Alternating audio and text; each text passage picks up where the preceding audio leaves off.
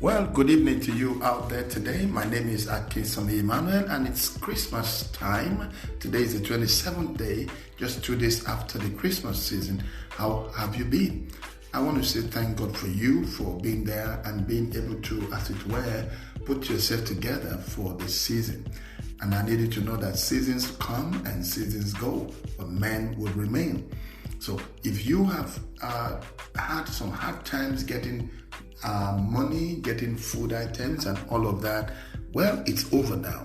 Now you can put yourself together again. I want to quickly talk about when you cheat on life today, it will bite you tomorrow. And it doesn't bite, it takes a chunk of you. I have noticed that many people don't like to reap what they sow. Many persons don't like to reap what they sowed. And Galatians chapter 6 verse 7 says, "Be not deceived, God is not mocked. Whatsoever a man soweth, that is what he will reap." Hear me today, my friend. No one owes you. So the entitlement mentality should be taken away from you as you enter into the coming year. Hear me again. Take away this entitlement mentality.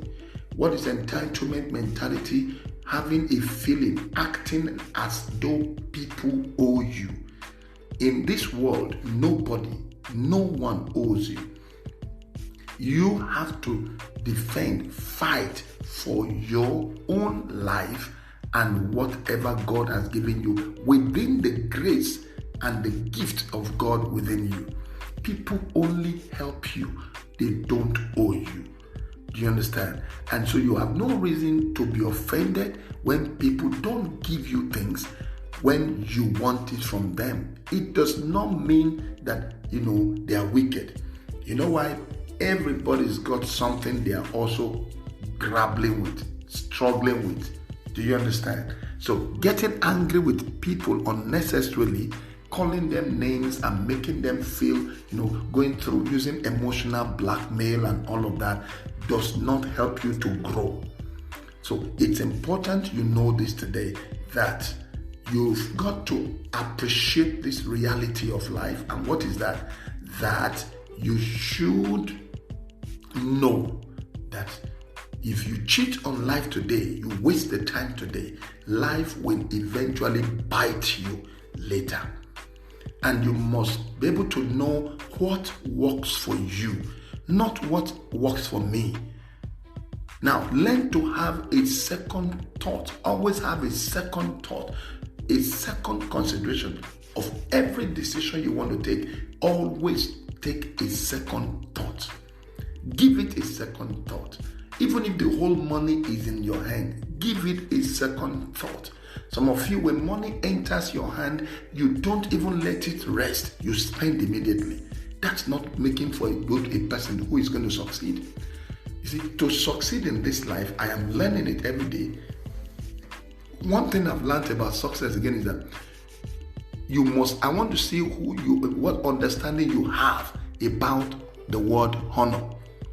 If I can see the understanding you have about honoring people, then I will tell how far you will go. Do you understand?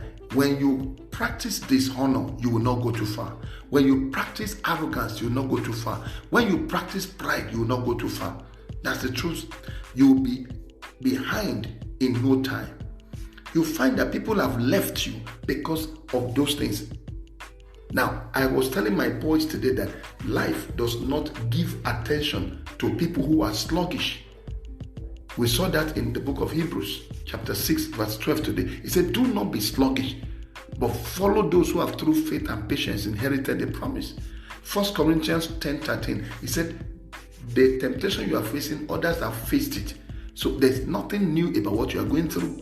It's just to depend on God, who will show you the way out and help you. So if you are sluggish, life will drop you. They will say you are too sluggish. And if you are too fast, they will say you are too smart and you might hurt them. And that one, they might hurt you before they let you go. On both sides, they will eventually drop you. Well, the little time I have today is to remind you that don't forget that nobody owes you and you must be comfortable and know what works for you.